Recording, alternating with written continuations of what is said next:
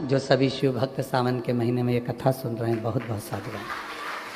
श्री राजकुमार राठौर जी वकील साहब दिल्ली से हैं, जो प्रत्येक कथा के यजमान पद ग्रहण करते हैं और अभी इनकी पूरी मित्र मंडली के साथ कदम से कदम मिलाकर वकील साहब खड़े होकर इस कथा का लाभ ले रहे हैं। श्री प्रदीप बंसल जी दिल्ली से हैं, जो निरंतर ये व्यासपीठ कैसे सब जगह पर पहुँचे उसकी योजना बनाते रहते हैं।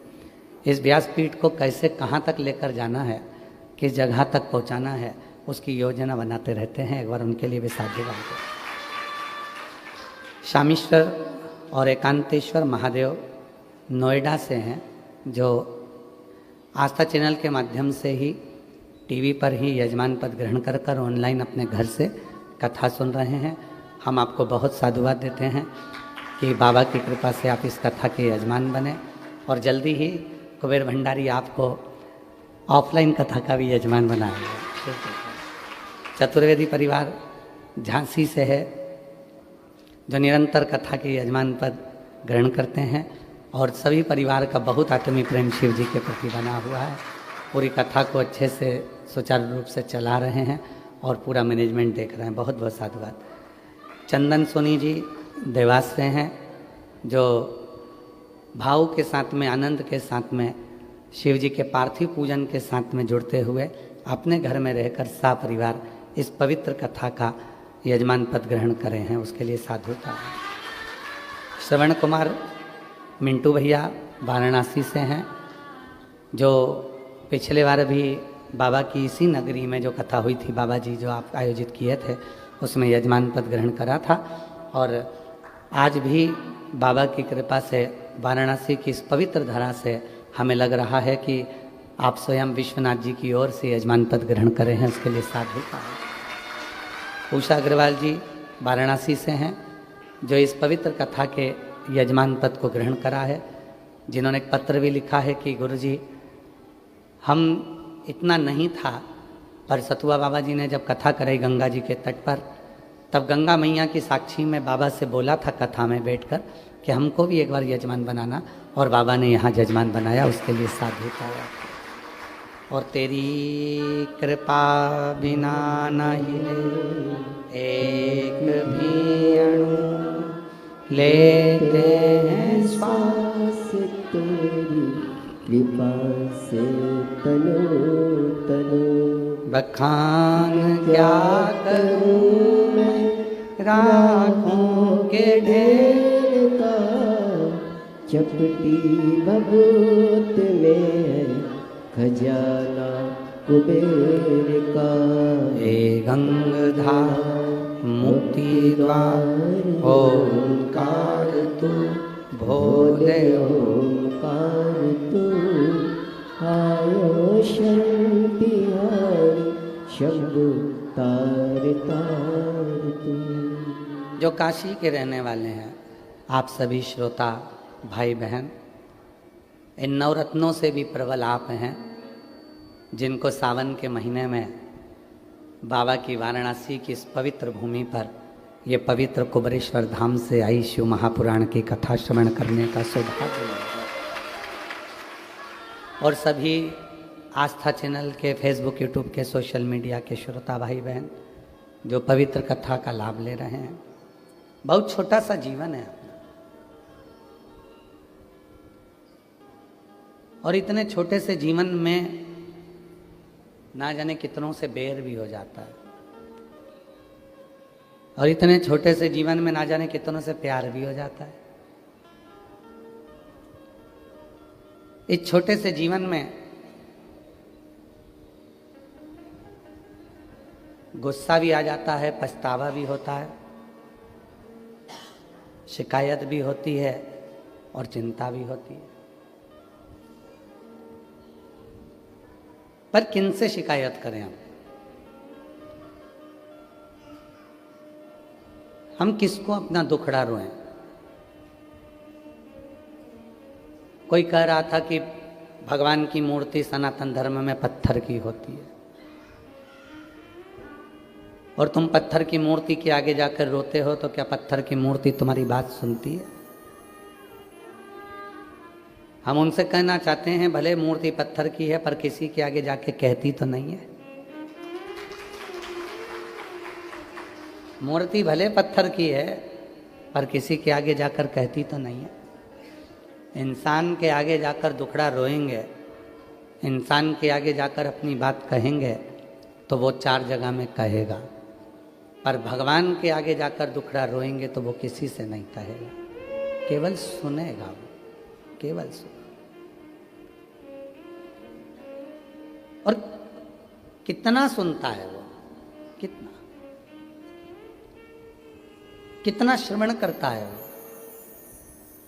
कल एक कथा चल रही थी वाराणसी की कि बाबा माँ जगतजननी अम्बा जगदम्बा ने विजया सखी का साथ लेकर भ्रमण किया और उस भ्रमण में देखा कि दुनिया सब दुखी है, संसार में कोई सुखी नहीं है।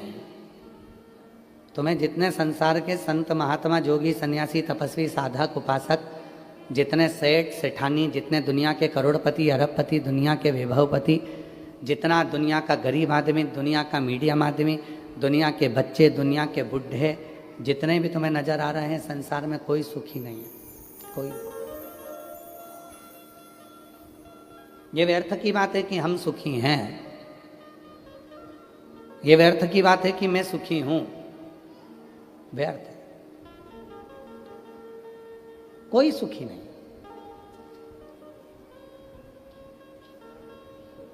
कितना दर्द छुपा है ये मानव शरीर में, ये मानव ही जान सकता है, कोई दूसरा इसको महसूस नहीं कर सकता,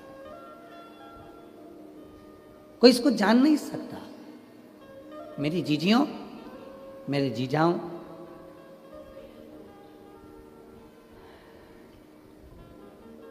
एक बहू रोज भोजन में दाल बनाती थी, रोज दाल बनाती, रोज रोज दाल बनाती, रोज रोज दाल बनाती, प्रतिदिन दाल बनाती। तो एक दिन दाल ने ही उससे कह दिया, क्यों री जीजी, एक बात बता, तेरे घर के लोगों का स्वास्थ्य खराब है, तुझे उनकी चिंता है इसलिए तू रोज बनाती है, या तेरी शादी हो गई इनसे बदला लेने के लिए बनाती है? तो दाल रोज क्यों बनाती है, किस लिए? जब इतनी सारी सब्जियां हैं तो रोज रोज दाल बनाने की जरूरत क्या है? कभी कभी हम भी हमारे घर में कह देते हैं कि भाई रोज प्रतिदिन तुम दाल बनाते हो तो क्या बात क्या है, कोई तुम्हारी डिमांड हो तो बताओ कि भाई दाल ही दाल बन रही, क्या बदला ले रहे हो? कौन संसार का एक मनुष्य ढूंढकर बता दो जो पृथ्वी पर जन्म लेने के बाद दुखी ना हो? और मनुष्य को जाने दो, भगवान को भी लेकर आ जाओ। वकील साहब, परमात्मा को भी अगर पृथ्वी पर जन्म लिया है तो उनको भी दुख ने घेर लिया है। राम जी अगर पृथ्वी पर आए तो उनको भी दुख ने घेरा, 14 वर्ष के लिए वनवास गए। केवल यहीं दुख समाप्त नहीं हुआ, सीता जी की अग्नि परीक्षा हो गई, माता जानकी अयोध्या आ गई और वापिस उनको आक्षेप लगाकर फिर उनको भेज दिया गया। वन में ऋषि के घर में उनके बच्चे का जन्म हुआ, खुद की धर्म पत्नी खुद के सामने पृथ्वी में समा गई। जरा विचार करिएगा कि कितना दर्द मनुष्य के देह में होता है जिसको सहना पड़ता है। जाने दो, भगवान कृष्ण को भी पृथ्वी पर आना पड़ा, कितना दर्द सहना पड़ा। कारागार में जन्म लेते हैं, रातों रात निकलकर यमुना के पार होकर अपने बाबा के पास पहुंचते हैं। नंद बाबा के घर में आराम से 6-7 वर्ष की आयु तक निवास करते हैं और वहाँ से फिर भागना पड़ता है, जाना पड़ता है, तो मथुरा पहुँच जाते हैं। मथुरा में भी लोग नहीं छोड़ते तो द्वारका चले जाते हैं, गालियाँ देते हैं, अपशब्द कहते हैं तो द्वारका का निवास कर लेते हैं। और द्वारका में भी सुख कहाँ था, आखिरी में वो द्वारका में रहने वाले भी सब पानी में डूब जाते हैं और भगवान के चरण में बाण लग जाता है और भगवान गोलोक धाम चले जाते हैं। दुख कहाँ नहीं। मानव का जो देह मिला है, मानव का जो शरीर मिला है, ये ऐसी थोड़ी ना मिल गया। और इस मानव देह में शिव महापुराण की कथा में तुमरुका जी चंचुला देवी से कहते हैं कि चंचुला, यदि मानव का शरीर मिल जाए और उस मानव शरीर में भगवान शंकर का कोई गुणगान करने का मौका मिल जाए तो समझ लेना कि तुम्हारे पूर्व के सारे कर्म कट रहे हैं और तुम्हारा जीवन अब आने वाला समय तुम्हारा श्रेष्ठ बनता चला। बोल बम का नारा है, वो जीवन का एक लक्ष्य बन जाए। और कोई पिछले जन्म के अच्छे कर्म मुझे बाबा तेरा साथ मिला, कोई पिछले जन्म के अच्छे कर्म मुझे बाबा तेरा साथ मिला। जहाँ सारी दुनिया झुकती है, जहाँ सारी दुनिया झुकती है, मुझे वो आली दरबार मिला, दरबार मिला। कोई पिछले जन्म के अच्छे कर्म मुझे बाबा तेरा साथ मिला। कोई पूर्व का कर्म अच्छा था, वाराणसी में जन्म हो गया। कोई पूर्व का कर्म अच्छा था, जो आप और हम वाराणसी की इस पवित्र भूमि पर श्रावण महीने में शिव महापुराण की कथा श्रवण कर रहे हैं। कोई पूर्व का कर्म अच्छा था, जो बाबा ने अपने को कथा का एड्रेस भी बता दिया और अपन यहाँ बैठ भी गए और कथा सुनने का आनंद भी प्राप्त किया। कोई पूर्व, आप सबको मालूम है, एक बात बताएं, ये कुबेरेश्वर धाम से ये शिव पुराण जो चलती है ना, ये तिजोरी का वो खजाना है जो बिना दिए रहती नहीं है। जितने बैठे हो, आज की तारीख लिखना, महीना डालना, और कथा के बीच में जब आप 5 बार श्री शिवाय नमस्तुभ्यम कहकर बाबा से कहते हो मेरा दुख काटो, उस स्तुति का स्मरण करना। 3 महीने के बाद आप हमें पत्र लिख कर भेजना कि मैंने कथा के पंडाल में जो मांगा था मुझे बाबा ने दिया कि नहीं दिया, रान किया कि नहीं। भाई बाबा जी बता रहे थे सतुआ बाबा जी की गौशाला पे कम से कम 30-40 ऑटो पहुंच गए, कथा कहाँ हो रही है। बाबा जी ने ऑटो वालों से कहा कि यहाँ नहीं हो रही है, फिर भी वो खड़े हैं। कल के महाराज निकलेंगे तो यहीं से कभी तो निकलेंगे, कभी तो निकलेंगे। अब उनको कौन समझाए कि ये कथा 80 की उम्र में हो रही है।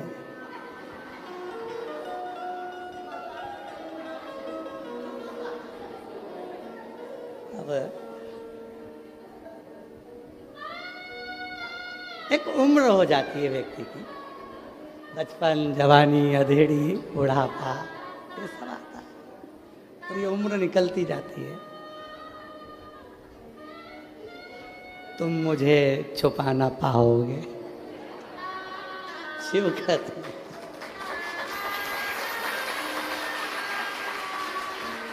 शिव कहता है कि कठिन है, बहुत कठिन।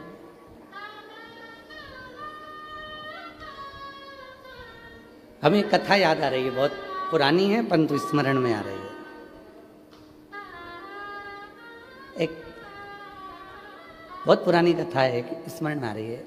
एक पत्नी का पति था, वो कभी भगवान का नाम ही नहीं लेता था। उसकी पत्नी बड़ी धर्मात्मा थी, बहुत भोजन कराती, भंडारा कराती, दान करती, पुण्य करती, सत्कर्म करती, पर पति मना भी नहीं करता कि तू जो कर रही है कर।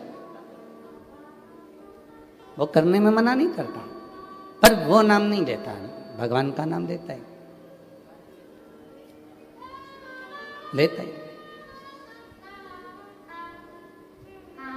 कभी जिंदगी में उसके मुख से विश्वनाथ जी का नाम निकला ही नहीं, कभी जीवन। बहुत पुरानी कथा है, आज स्मरण में आई तो आप लोगों को सुना। एक दिन उसकी पत्नी चिढ़ गई, कभी तो मुंह से विश्वनाथ का नाम ले लिया करो, हर हर महादेव कह दिया करो, जय भोलेनाथ कह दिया करो, बोल बम बोल दिया करो। पति कहता चुप रहे, तेरे को मैंने रोका क्या, तू अपना काम कर, मैं नहीं बोलूंगा, मारते मर जाऊंगा पर मुंह से नाम नहीं लूंगा।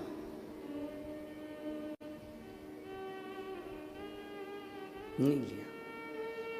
एक दिन पति सो रहा था और स्वप्न में उसके मुख से हार हार महादेव निकल गया।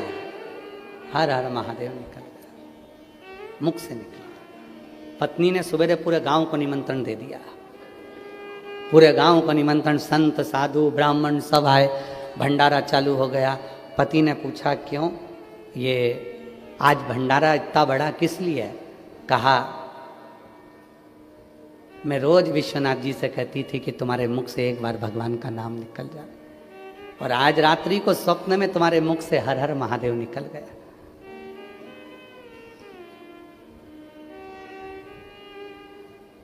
सही में? हाँ। पति ने सुना, चक्कर खा के नीचे गिर गया। पत्नी ने पूछा हुआ क्या? पति कहता है जिस शिव को इतने दिनों से दिल में बिठा कर रखा था, आज वो बाहर निकल गया। आज वो बाहर निकल, जिसको अपने भीतर छुपा कर रखा था, जिसको अपने दिल में बिठा कर रखा था, वो शिव आज बाहर निकल गया। इसलिए अब इस प्राण को रखने से कोई मतलब नहीं है, और पति ने अपने प्राण छोड़ दिए। शिव मंदिर में नहीं रहता, शिव शिवालय में नहीं है, शिव तुम्हारे दिल में है, शिव तुम्हारे मन में है। कितनी खोजबीज करते करते करते करते, अभी कल तो थोड़े थे, आज तुम कितनी खोजबीज करते करते, ना जाने दूरबीन लेकर आए थे, क्या करा था कि तुम लोग खोजबीज करते करते यहाँ तक पहुँच गए। तुम किसको खोज रहे हो? शिव महापुराण को। लोग शॉपिंग मॉल खोजते हैं, लोग पान की दुकान खोजते हैं, लोग बनारसी साड़ी की दुकान खोजते हैं, नाम लेकर पूछते हैं भैया इसकी दुकान कहाँ मिलेगी, खोजते खोजते जाते हैं। पर धन्य है रे वाराणसी वालों जो तुम महादेव की कथा खोजते हो, तुम शिव की कथा खोजते, धन्यता है।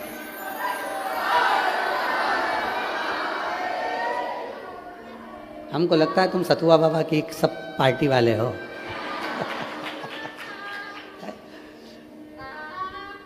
सब शिव की कथा ढूंढ रहे हो, खोज रहे हो। अभी इससे बढ़कर प्यार क्या हो सकता है तुम्हारा? जरा विचार करिए कि तुम किसको खोजने निकले हो, किसको?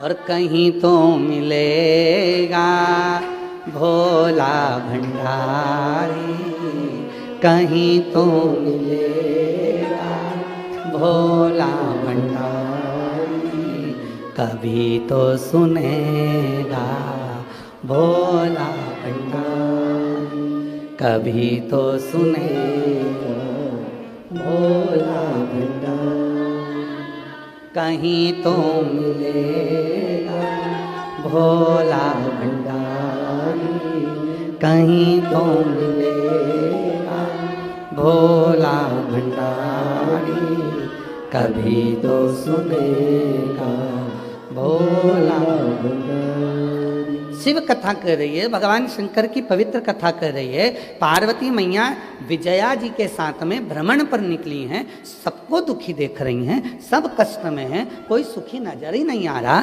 संसार में इतना रोग, इतनी बीमारी फैल गई है कि जिन बीमारियों के नाम तक लोगों ने नहीं सुने थे, ऐसी ऐसी बीमारी संसार में आ गई,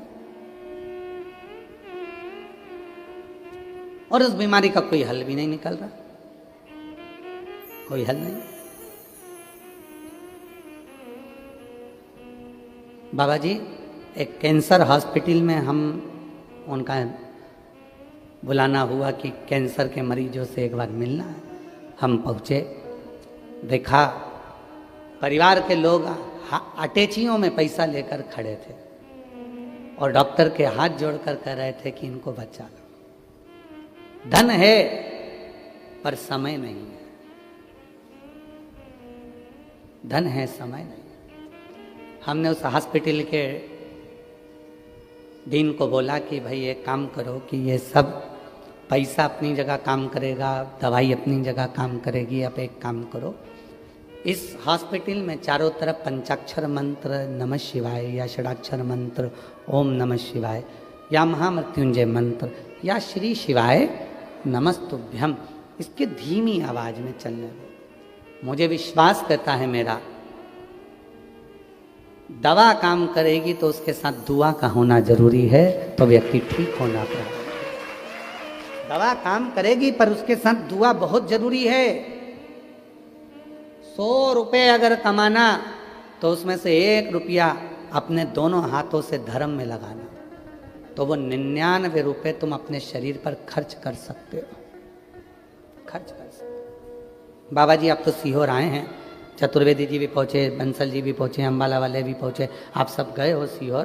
सीहोर दुनिया के लोग कहते हैं बाबा बाबा बाबा, इतना बाबा के पास माल है, इतना बाबा के पास माल है। उनको कौन समझाए जब कुबेरेश्वर बाबा ही बाबा के साथ में है, जब कुबेर भंडारी ही साथ में है, तो माल की क्या कमी होगी, माल की क्या कमी होगी। पर एक बार मेरा निवेदन है, जितने लोग ऑनलाइन में 1 रुपया भी दान करते हैं, आप सबसे निवेदन है, जो चवन्नी भी आप हमारे 1 रुपया भी अगर हमारी विठलेश सेवा समिति को दान करते हो, कुबेरेश्वर धाम को देते हो, पंडित प्रदीप मिश्रा को यदि चवन्नी भी देते हो, तो आपको एक बार जिंदगी में सीहोर में आकर देखना चाहिए कि तुम्हारा दिया गया वो 1 रुपया सीहोर वाले बाबा ने कहीं खुद के ऊपर तो खर्च नहीं कर दिया। आपको आकर देखना चाहिए कि वहाँ कितने हजार लोग भोजन कर रहे हैं, कितने लोगों का निःशुल्क वहाँ इलाज चल रहा है, कितने लोगों के लिए एम्बुलेंस चल रही है, कितने लोगों के लिए भंडारा चल रहा है, कितने लोगों की शिक्षा की व्यवस्था हो रही है, कितने लोगों की चिकित्सा की व्यवस्था हो रही है, कितने लोगों के ठहरने की व्यवस्था हो रही है, और कितने लोगों को जब उनके पास कुछ नहीं रहता तो उनका घर बनवाने कर उनके घर में अलमारी में कपड़े धर कर वापिस आने की व्यवस्था भी कुबेरेश्वर धाम परिवार है। उनको देखना चाहिए। जब खुद की तिजोरी है तो क्यों डरना, किस चीज के लिए डरना, किस चीज का विचार करना।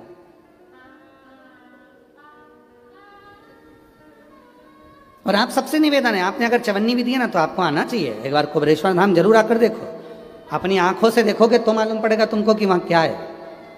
क्यों लाखों लोग वहां कुबेरेश्वर धाम पर जाते हैं, क्यों लोग कांवड़ भरने के लिए जाते हैं, लोग क्यों पहुंचते हैं। और निवेदन है, कभी जिंदगी में बन सके तो एक बार कुबेरेश्वर धाम की कांवड़ भी भर कर देखना। वो हाथ में केवल पानी के 2 लोटे नहीं रहेंगे, तुम्हारे हाथ में केवल वो डंडा नहीं रहेगा, वो बांबू नहीं रहेगा, वो 2 लोटा जो तुम बांध कर माँ सीवन का जल लेकर कुबेरेश्वर धाम जा रहे हो, वो केवल जल नहीं होगा, तुम्हारे जीवन का सबसे बड़ा सुख होगा, तुम्हारे जीवन का सबसे बड़ा वैभव। कोई साधारण नहीं।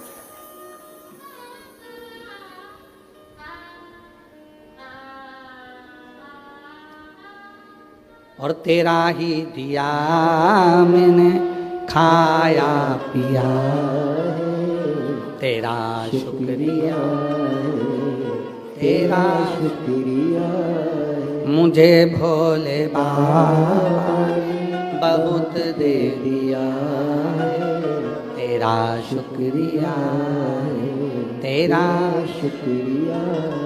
तो विजया ने माता पार्वती जी के साथ देखा कि सब दुखी हैं, कोई सुखी नजर ही नहीं आ रहा। यहाँ तो सब दुखी हैं, सब।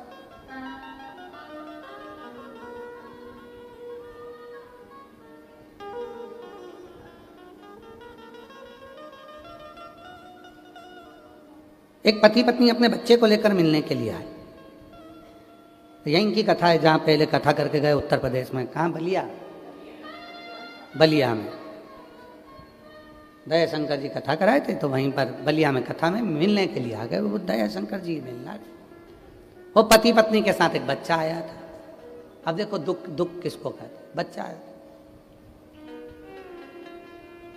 माता पिता से पूछा तुम ठीक हो? हमारी आदत है हम सबसे पूछते बढ़िया हो? हाँ हाँ बहुत बढ़िया। हमने बच्चे से भी पूछ लिया तुम बढ़िया हो? काय के बढ़िया। हम पापा से इतने दिन से कह रहे हैं मम्मी बदल दो।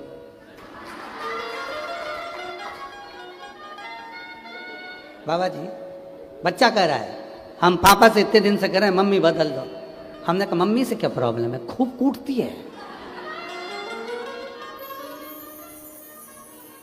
और पापा ऐसे हैं हमारे जो मम्मी भी नहीं बदल रहे। हमने उस बच्चे की बात सुनकर इतनी प्रसन्नता होकर हमने कहा बेटा तू भी दुखी है, तू भी दुखी है। दुख किसको नहीं है, किसको, किसके अंदर, कहाँ दुख नहीं है? सब दुखी है। पार्वती जी ने देखा कि सब कुछ दुखी है अब चिंता में पार्वती जी पड़ गए, चिंता। यहीं एक तरफ वरुणा है, एक तरफ असी है। यहीं असी नदी का तट था जहां मां पार्वती जी मौन होकर बैठ गई, मौन होकर, एकदम चुप, मौन। ये दोनों जो नदियां हैं ना, वरुणा और असी, और जिसके बीच में बसी है वाराणसी, ये कोई साधारण नदियां नहीं है, जिनके बीच में मेरा महादेव आकर बैठा है। ये वरुणा और असी दोनों नदियों के मध्य में ये वाराणसी जो बसा हुआ है, ये दोनों नदियां कोई साधारण नहीं है। गंगा में जो बल है, मां गंगा की आराधना और साधना में जो बल है, वही वरुणा और असी में भी बल है।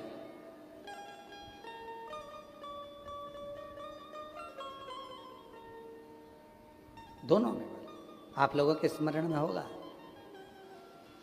गणेश जी महाराज ने जब जिद करी थी माता पार्वती जी के सम्मुख में, और जिद करते करते अमोद प्रमोद, भगवान गणेश जी के पोते, गणेश जी के लड़के का नाम क्या है? जम के बोलो। शुभ और लाभ।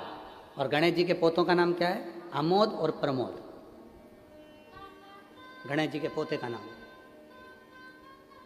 शिव जी के परपोतों का नाम है अमोद प्रमोद। दोनों अमोद और प्रमोद आकर खड़े हो गए थे, और जिनका तप बल अमोद और प्रमोद का इतना प्रबल हुआ था, उस तप बल के कारण ये वरुणा और असी का दोनों का प्रागट्यता मानी जाती है। यह कोई साधारण नहीं, अमोद और प्रमोद। असी नदी के पवित्र तट पर मां बैठ गई। और आपको मालूम होगा, मां पार्वती, जैसे शिव जी का नाम यहाँ पर काशी विश्वनाथ पड़ा, वाराणसी में भगवान शिव को विश्वनाथ कहते हैं। आसी नदी के तट पर बैठकर मां पार्वती जी जब बहुत चिंता में डूब गई, और बहुत चिंता व्यापी। आप लोग तो काशी के हो तो आप लोगों को ज्यादा ज्ञान होगा, हम तो इतना नहीं जानते, पर जो हमारे शास्त्रों ने हमको दिया वो हमने आपको बताया। पर हमसे ज्यादा आप वाराणसी के निवासी इस बात को जानते होंगे कि असी नदी के तट पर मां पार्वती जी भगवान शिव के लिए बैठ गई कि ये सब इतने दुखी हैं, संसार का मनुष्य इतना दुखी है, तो मौन होकर बैठ गई। और तब असी नदी के तट पर बैठकर मां पार्वती जी ने गहन चिंतन किया, और इतना चिंतन किया कि पार्वती जी के तन के जो वस्त्र थे वो भी गल चुके थे। तो वृक्ष के पत्तों को पहन लिया, वृक्ष के फूलों को अपना श्रृंगार बना लिया, पर वहां से वो गई नहीं। और जब गई नहीं, तब माता पार्वती जी का नाम हो गया अरण्यानी। क्या नाम पड़ा? अरण्यानी। अरण्यानी माता पार्वती जी का नाम पड़ गया। लोग उनको अरुण्या भी कहते हैं, अरुण। अरण्यानी माता पार्वती का नाम हो गया। बैठी, चिंता में बैठी, बहुत देख रही है, सब दुखी है, कोई सुखी नहीं है, सब संसार सागर का हर मानव दुखी है। इसीलिए शिव महापुराण की कथा कहती है, देवी जी का एक स्वरूप अरण्यानी, जो आज भी भारत की भूमि पर कई मंदिर हैं माता के, उसमें एक प्रसिद्ध मंदिर है काशी, बिहार में, बिहार के भोजपुर में मां अरण्या का मंदिर है, अरण्यानी माता, अरण्या देवी का, बिहार के भोजपुर में, जो अस्सी घाट पर बैठकर महाराज अस्सी नदी के तट पर जो माता देवी ने, माता ने जो तप साधना करी अस्सी में, वो तप साधना का कि ये सब दुखी क्यों है। और इसीलिए आज भी नियम है महाराज, आज भी नियम है, अगर बहुत दुखी मनुष्य होता है, बहुत तकलीफ में होता है, बहुत कष्टप्रद होता है, उसके दुख का जब कोई निवारण ही नहीं होता। कहीं कोर्ट का केस, कचहरी, थाना, पुलिस, डॉक्टर, कहीं एक्सीडेंट, कहीं फैक्ट्री चलती चलती बंद हो गई, व्यापार चलता चलता बेकार हो गया, हर तरह से जब वो हताश हो जाता है, तब अब आप लोग तो बिहार भोजपुर जाकर, बिहार के भोजपुर में अरण्या देवी का मंदिर है, और आप तो वहां नहीं जा सकते, तो उसके लिए 7 लाल पुष्प या एक ही पुष्प की 7 लाल पत्तियां 7 दुर्वा के साथ में 7 लाल अक्षत के साथ में यदि अरण्यानी देवी के नाम से यदि बेलपत्र के वृक्ष के नीचे समर्पित कर दिया जाता है, तो वो अरण्यानी देवी तुम्हारे घर के जितने भी दुख होते हैं, चाहे कोर्ट से जुड़ा हो, पुलिस से जुड़ा हो, चाहे फैक्ट्री बंद हो रही हो, व्यापार बंद हो रहा हो, तो अरण्यानी देवी उसको संभाल लेती है और बल देकर उसको पुनः आगे बढ़ा देती है। अरे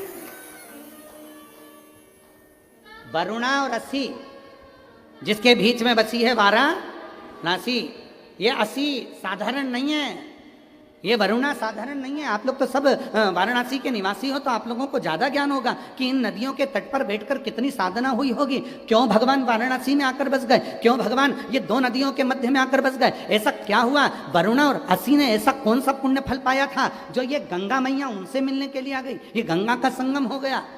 गंगा तो काशी में थी ही नहीं, गंगा तो काशी में थी ही नहीं।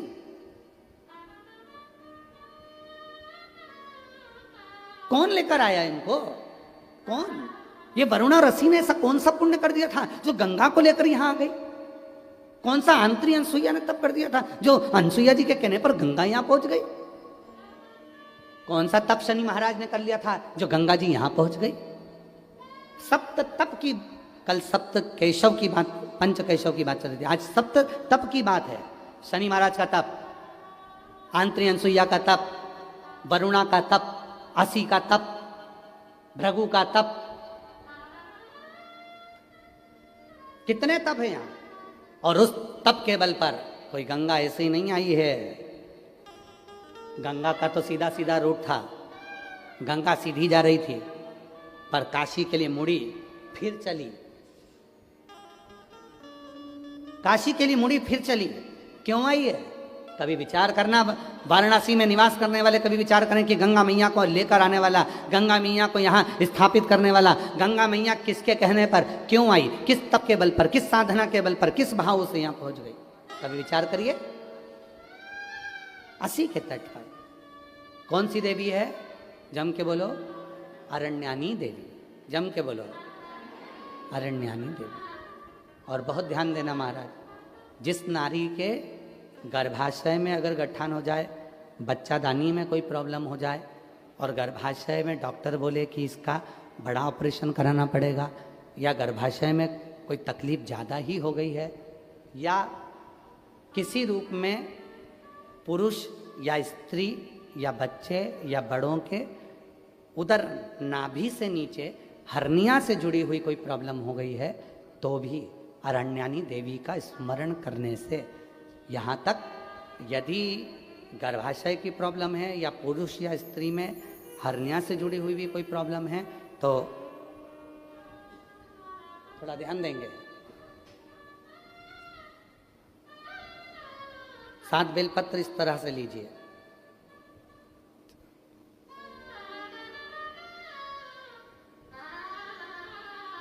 ये 7 बेलपत्र लीजिए। एक हाथ में जल, परंतु उस जल का जो लोटा होता है, उस जल के लोटे में मुख होता है, ठीक है? तो उस जल को हमें मुख वाले लोटे में ना लेकर उसको या तो पंच पात्र वाले पात्र में ले ले, या फिर खुले हुए बर्तन में जिसका मुख खुला हो। कटोरी है, कटोरी का मुख नहीं बंधा होता, प्लेट का मुख नहीं बंधा होता, लोटे का मुख बंधा होता है। लोटा का मुख ऊपर से बंधा होता है, मतलब बंधा मतलब लोटा ऐसा आगे जाके सक्रिण हो जाता है, नीचे से चौड़ा हो जाता है। खुला हुआ प्लेट ले ले, कटोरी ले ले। और जिसको भी बच्चादानी में कोई प्रॉब्लम है, बड़े ऑपरेशन का डॉक्टर बोल रहा है, कोई गर्भाशय में प्रॉब्लम हो गई, कोई हर्निया से जुड़ी हुई प्रॉब्लम हो गई, तो अरण्यानी देवी का नाम लेकर 7 बेलपत्र को आगे रखकर शिवजी पर उस जल को 7 बार, भले 2-2 बूंद चढ़े चाहे 4-4 बूंद चढ़े, वो 7 बार अरण्यानी देवी का नाम लेकर यदि वो जल चढ़ाया जाता है, 7 बेलपत्र को वापस लाया जाता है, उठाया हुआ जल नंदी के पास बैठकर आचमन किया जाता है, और एक एक बेलपत्र को 7 दिन तक रोज एक एक खाया जाता है। उसके 12 दिन के बाद आप जांच करा लो, आपकी हर्निया में और आपके बच्चादानी में कोई प्रॉब्लम नजर नहीं, कहीं ना कहीं बाबा कृपा करे। और अगर आती भी है तो डॉक्टर का साथ में दवाइयाँ भी लेना है, इलाज भी कराना है। हमने एक बात पहले भी कही थी, डॉक्टर शिव का एक रूप है। ये नहीं कि हम ये कर रहे हैं तो डॉक्टर की दवा ना लें, डॉक्टर की भी दवा लें, डॉक्टर को शिव मानकर, पर उसके साथ में मां अरण्यानी देवी का स्मरण भी कर। कल बाबा जी कह रहे थे कि एक बेलपत्र में वो औषधि है, और बाबा जी जब से लोगों ने बेलपत्र खाना चालू करी, रुद्राक्ष का पानी पीना चालू करा, तब से रिसर्च सेंटरों में रिसर्च हो रहा है कि इस बेलपत्र में ऐसा क्या है, रुद्राक्ष में ऐसा क्या है कि रुद्राक्ष के जल से लोग ठीक हो जाते हैं, बेलपत्र के सेवन से। फिर से बोलो एक बार, कौन सी देवी है? अरण्यानी देवी। और अगर इस देवी का दर्शन करना है तो कहाँ जाना पड़ेगा अपने को? बिहार के भोजपुर में अरण्या देवी का मंदिर है। कौन से कपड़े पहनती है माता? वृक्ष के पत्तों के। कौन से वस्त्र धारण करती है माता? वृक्ष की छालों के। माता कौन सा आभूषण पहनती है? वृक्ष के फूल के, पुष्प के। अरण्य।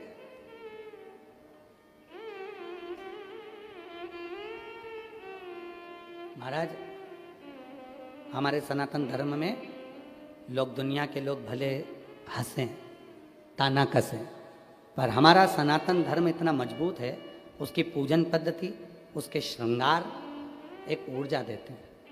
पहले के समय की जो स्त्रियां होती थी, नारियां होती थीं, माताएं होती थीं, वो अपने शीश में गजरा या फूल जरूर लगाती थी। साउथ में, वाराणसी में तो साउथ के लोग ज़्यादा आते हैं, दक्षिण के, आप उनको भी देखिए, वो गजरा फूल लगाते। पहले की माताएं बालों में, केशों में गजरा फूल अवश्य लगाती थी।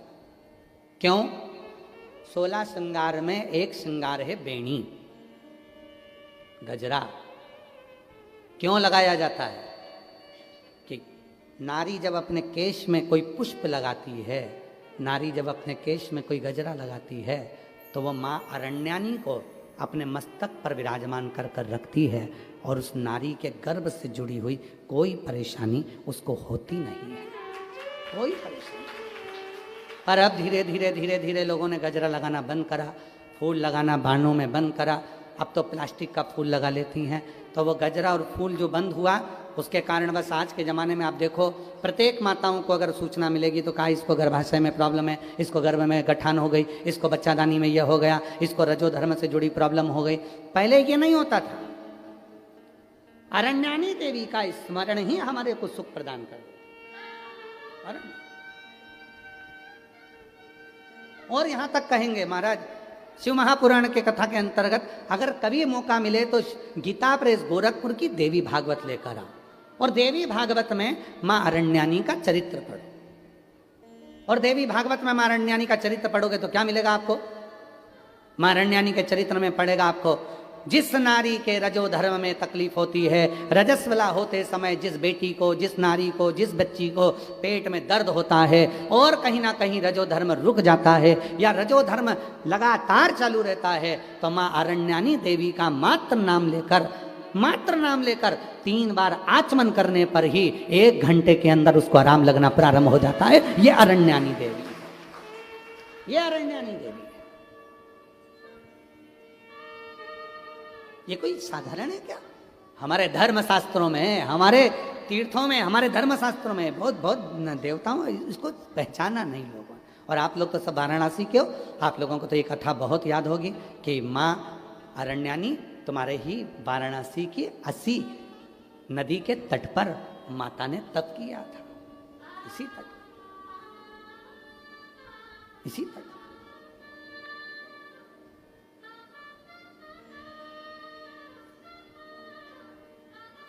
और शिव शंकर भोले भाले माँ गोरा के घर वाले, तुमको लाखों प्रणाम, तुमको लाखों प्रणाम, तुमको लाखों प्रणाम, तुमको लाखों प्रणाम। शिव शंकर भोले भाले माँ गोरा के घर वाले तुमको लाखों प्रणाम, तुमको लाखों तुमको लाखों तुमको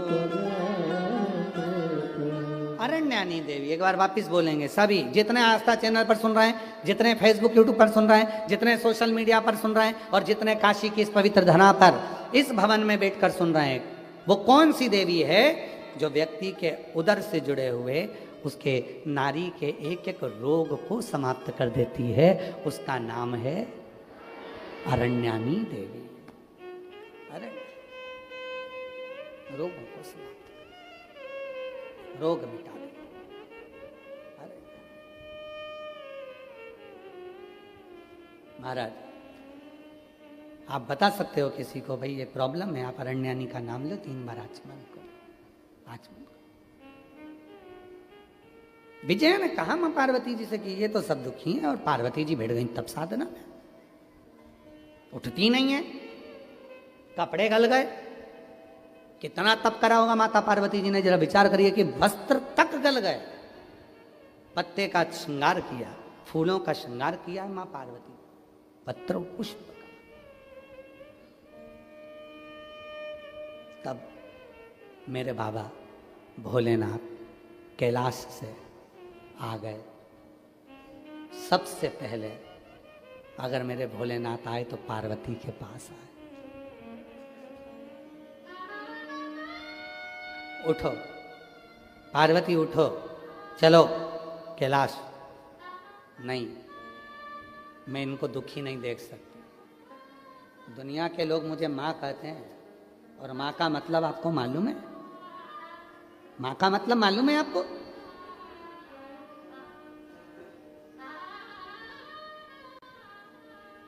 सब अपने कमरे में दरवाजा बंद कर कर सोते हैं, पर बूढ़ी माँ अपना दरवाजा खोल कर सोती है। ना जाने मेरे कौन से बच्चे को मेरी कब जरूरत पड़ जाए और मुझे निकल कर जाना पड़े। मैं माँ हूं, कैसे दुखी देख सकती हूं मैं दुखी नहीं देख सकती। आप मुझे वर दो, ये सब दुखों से मुक्त हो। शिव जी ने कहा नहीं हो सकता।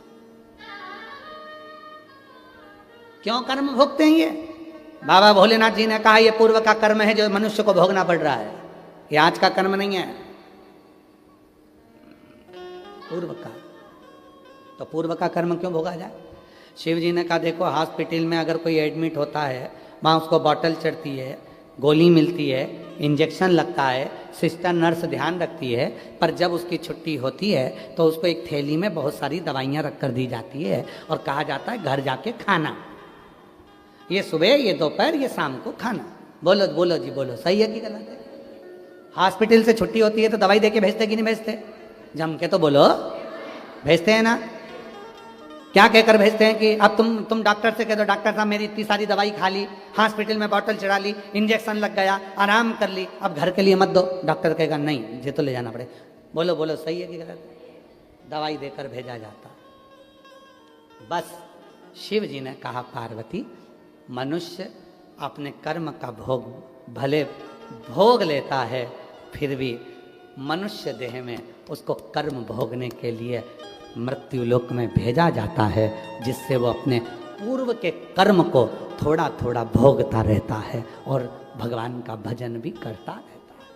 भोगना, ये तो बिजली के बिल की तरह है। जून का बिजली का बिल कब भराता है? जम के बोलो, जुलाई में। जुलाई का बिजली का बिल कब भराएगा? अगस्त में। उसी तरह तुम आज कर कर जाओगे, कल भोगोगे। पहले कर कर आए हो तो आज भोग रहे हो। पूर्व में जो तुमने अच्छा किया तो बाबा विश्वनाथ ने तुमको, दुनिया के लोग भीड़ में आते हैं, कीचड़ में आते हैं, धूप में आते हैं, बारिश में आते हैं, अपना खुद बिछाते हैं, खुद ओढ़ते हैं, खुद खाते हैं, खुद सोते हैं। इधर से ये धकाता है, उधर से वो धकाता है। तुम्हारा पूर्व का कोई कर्म अच्छा था जो बाबा विश्वनाथ एसी के हाल में तुमको कथा सुनवा रहा है।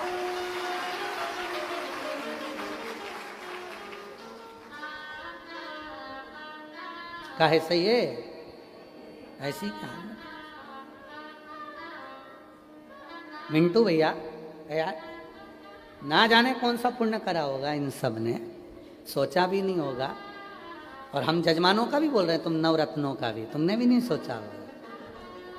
तुम सीहोर में भी अभी कभी जजमान बने हो ना, तो तुम लोगों ने देखा होगा कितनी मशक्कत करना पड़ती है। भले जजमान होगे, तुम अपनी जगह पे होगे, पर कितनी मशक्कत कर कर अंदर घुसना पड़ता है। भले जजमान होंगे पर कितनी मशक्कत कर कर पहले 50 बार लड़ना पड़ता है, झगड़ना पड़ता है जजमान को भी, तब जाकर अपनी जगह पे बैठना पड़ता है। और यहाँ तेरी कृपा का क्या है भरोसा, कब किस पर हो जाए जरा पर कर दो, जरा हम पर कर दो। जिस पर भी हो गई तेरी कृपा करुणा, वो भव पार हुआ, भव पार हुआ। पापी हो चाहे जितना, उसका भी पापा उद्धार हुआ, गिद्ध अजामिल गणिका जैसे तेरे मन को आए जरा से हम पर कर दो, जरा से हम पर कर दो।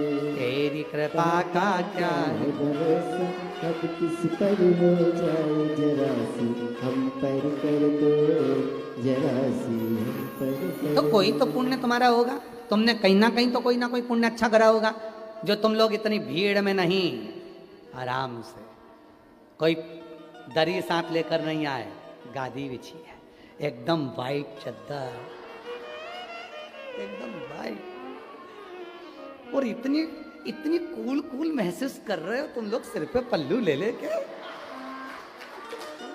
एकदम मस्त, क्या कूल कूल।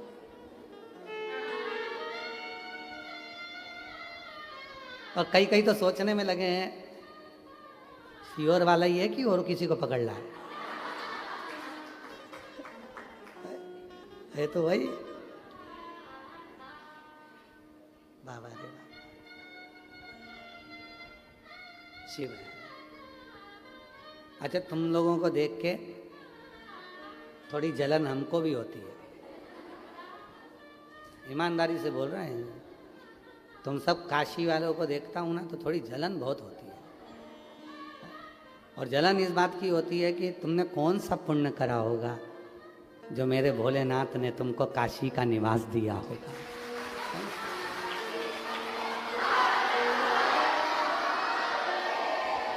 आज तो बाबा नहीं बोले, उससे पहले तुम बोल दिया।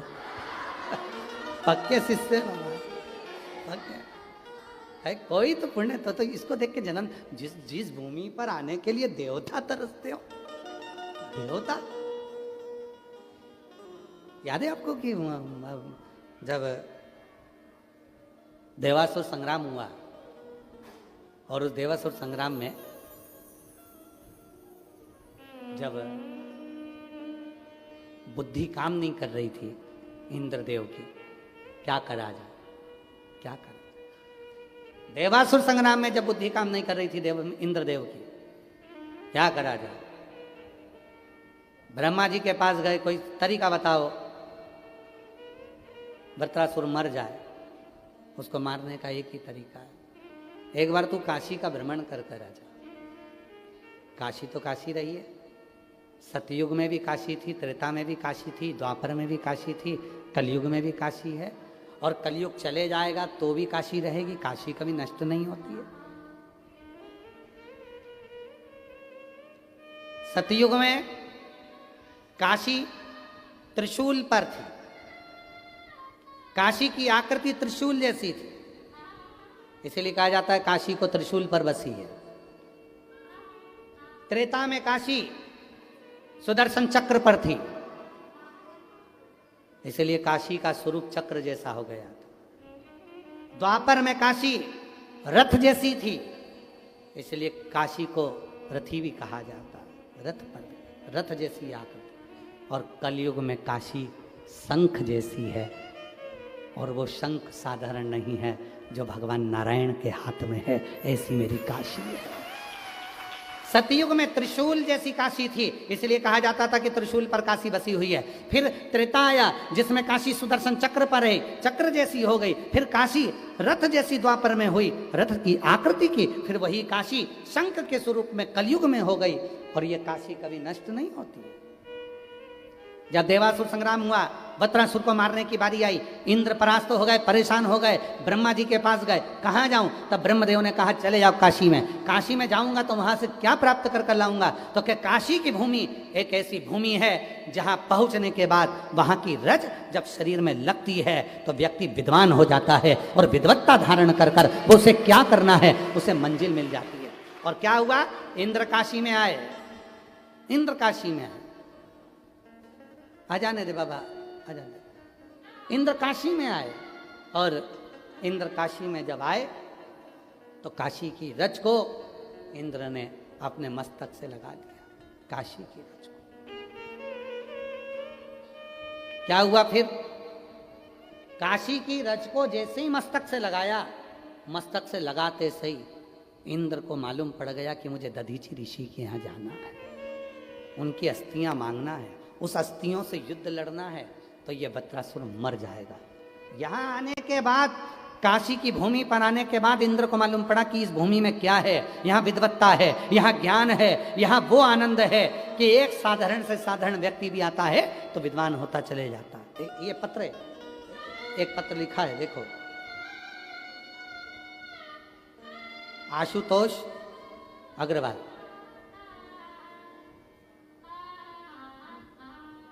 साधु था। गुरुजी, बाबा ने मुझे क्या दिया मैं क्या कहूं? बस यही कहूंगा कि मेरे सब हमेशा शिव जी मेरे साथ, हमेशा शिव जी रहते हैं। पत्र को आप लोग आस्था चैनल पर पढ़ सकते हैं। गुरुजी, मेरा नाम आशुतोष अग्रवाल, उषा अग्रवाल। बाबा ने मुझे क्या दिया है मैं क्या कहूँ? बस मैं कहूँ कि मेरे साथ हमेशा शिव जी रहते हैं। मैं गुरुजी झारखंड का निवासी था, और मैं बचपन से शिव जी के मंदिर जाया करता था। आपकी कथा जब से सुनी तब से शिव तो दिल में बैठ गया। अब ऐसा लगने लगा कि शिव के सिवा कोई नहीं है, और मेरे दुख में मेरा शिव काम आएगा। हमने झारखंड छोड़ा, बाबा का नाम लेकर, आपकी कथा पर भरोसा कर कर हम लोग काशी आ गए। वहाँ हमारा बिजनेस नहीं था, काम नहीं था, हम लोग यहाँ आ गए। सोचा यहाँ आने के बाद भी मैं क्या करूँगा? थोड़े ही दिन हुए हैं मेरे यहाँ आए। आपकी कथा सतुआ बाबा जी के आश्रम में चल रही थी। बाबा जी उस कथा को आयोजित किए, यजमान परिवार आयोजित किए। प्रथम बार आपकी कथा मैंने काशी में ही सतुआ बाबा जी के यहाँ सुनी, और हम तो नए नए आए थे, बाबा से क्या कहते, पर जितनी महिला वहाँ आई थी वो सब बोल रही थी, ये सीहोर वाला बाबा आता है, कथा करता है, इसकी कथा में जो मांगो वो मिलता है। हमको तो आश्चर्य हुआ कि ऐसा होता है क्या? इतनी सारी कथा लोग करते हैं, उनमें तो ऐसा नहीं होता, फिर सीहोर वाले बाबा की कथा में क्या होता है? फिर हमको विश्वास जागा। हम उसी सतुआ बाबा जी की कथा में बाबा से मांगे, हे मेरे भोलेनाथ कृपा करना, हम झारखंड छोड़कर यहाँ आ गए हैं, कृपा करना, हमारा घर भी हो, हमारा व्यापार भी हो, और जब तुम दूसरी बार आओ तो मैं यजमान भी बनूं, ऐसी कृपा करना। और बाबा ने सब कर दिया। अभी सतुआ बाबा जी की कथा को कितना समय हुआ होगा? है 2024 में हुई थी, और 26 में इनको यजमान भी बना दिया, और 26 में इनका घर भी बना दिया, और 26 में व्यापार भी बाबा ने करा दिया, और बाबा की कृपा से सब कुछ मिल गया। ये शिव है। उसमें चतुर्वेदी जी आपके लिए भी लिखा है कि हमने सोचा नहीं था, चतुर्वेदी जी ने हमको यजमान स्वयं, हम तो कहे ना, तो शिव जी ही अपने भक्तों को भेजता है, शिव की कृपा। बैठिए, आइए एक बेलपत्र ले जाओ, पत्र पढ़ा है ना आपका, तो बेलपत्र। बाबा सतुआ बाबा जी की कथा को हमने बस विनती करी थी, और लोग कहते थे सीहोर वाला बाबा कथा करने आया है, जो मांगो वो मिलता है। हमने तो विश्वास करा, पहले हंसे फिर विश्वास करा, और आज बाबा ने मकान भी दिया, व्यापार भी दिया और सब कुछ भंडार भर दिया और यजमान भी बना दिया। ये शिव है।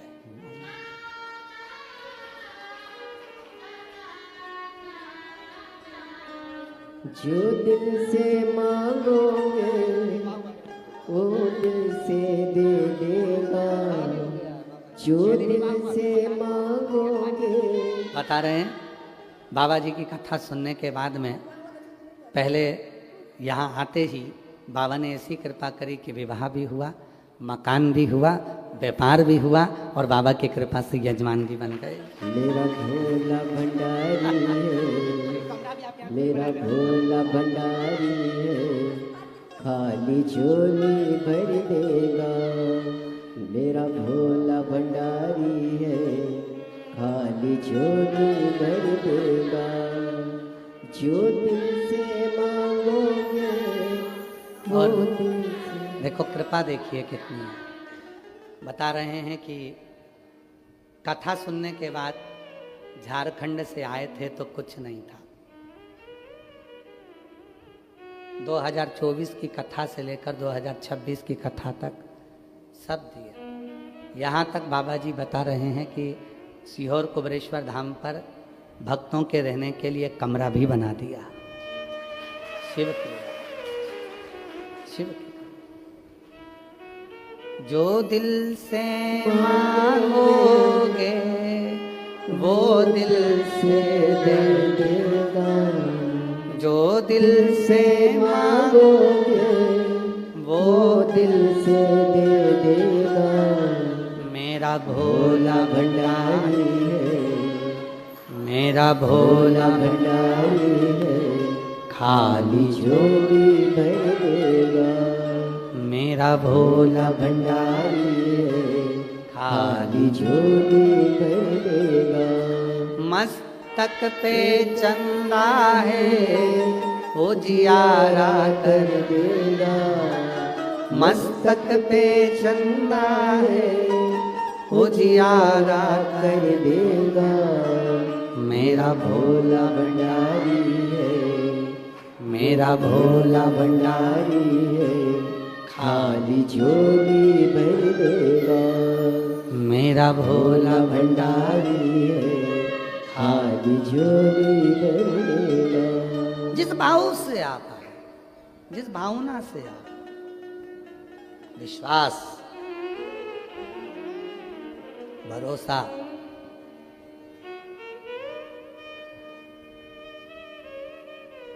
और जिसके अंदर विश्वास होता है, भरोसा होता है, भक्ति होती है, वही एक दिन दुनिया पर राज करता है। वही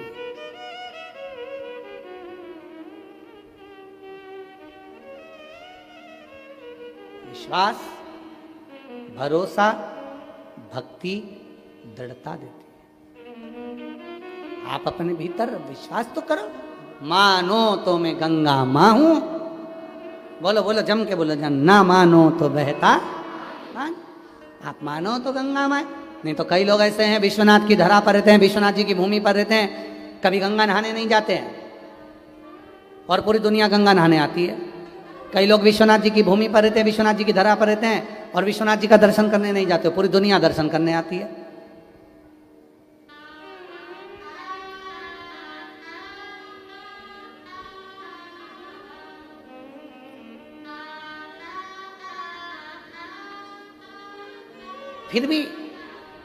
फिर भी भोलेनाथ कृपा करते हैं, कृपा करते हैं। फिर भी शिव जी ने कहा ये तो भोगना पड़ेगा, ये पूर्व के कर्म का भोग है जो भोगना है। तो पार्वती जी ने फिर विनय करा, नहीं नहीं मैं नहीं चाहती कि ये भोगें, ये तुम्हारा अगला जन्म का इस जन्म में भोगो और इस जन्म का अगले जन्म में भोगो और उस जन्म का उस जन्म में भोगो, ये चक्र मुझे नहीं चाहिए, ये मुझे नहीं चाहिए। अब आप कुछ भी करो, इन जन्म के चक्र से मुक्त करो। तो शिव जी ने कहा ठीक है, अब तुम चिंता मत करो, तुम अगर चाहती हो कि सब इस जन्म का अगले जन्म को ना भोगा जाए, जो झूठ बोला, प्रपंच करा, गलती करी, वो अगले जन्म में भोगने को ना मिले, तो मैं एक काम करता हूँ, जिस 80 नदी के तट पर, हे पार्वती तू मौन होकर बैठी है। वरुणा और असी के मध्य में जो टापू है, इसी पर मैं बैठकर इतना तप करता हूं, इतना तप करता हूं कि उसका फल तुझे प्राप्त होगा। वरुणा और असी नदी के तट के मध्य में भगवान विश्वनाथ, भगवान शिव बैठ गए। हजारों वर्ष का तप करने लगे। माँ पार्वती जी उनको देखती रही, देखती रही, दर्शन करती रही। विष्णु पुराण कहती है, विष्णु पुराण में वर्णन आता है, जब कोई व्रत करने वाले के मुख का दर्शन करता है, कोई उपास करने वाले के मुख का दर्शन करता है। कोई का आज सोमवार का व्रत है, आपका व्रत नहीं है, आप सोमवार के व्रत करने वाले के मुख का दर्शन कर लो, आधा व्रत का फल तुम्हारे खाते में। तुम में से कितने लोगों का व्रत है आज सोमवार का? हाथ उठाओ। हमारा व्रत नहीं है इसलिए हम तुमको देख लेते हैं। पूरा फल मिल गया तुम्हारा, एकदम कैचिंग पावर एकदम।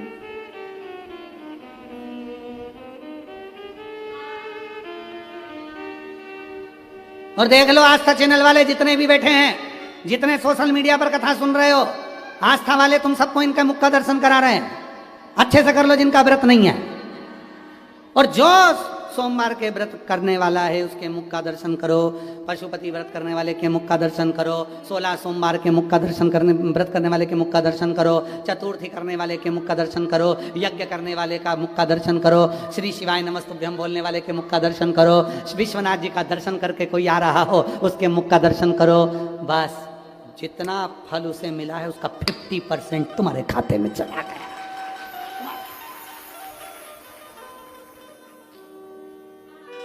उठाओ जरा हाथ उठाओ, सोमवार वाले उठाओ, सबको गिराना मत, जब तक हम नहीं देख लें। अच्छा अरे दिखाओ रे, आस्था चैनल में दिखाओ, सबके कल्याण होगा। जरा दिखाओ, सबको दिखाओ, सबका कल्याण होगा। हर हर, बस रखो रखो रखो। आज 50%।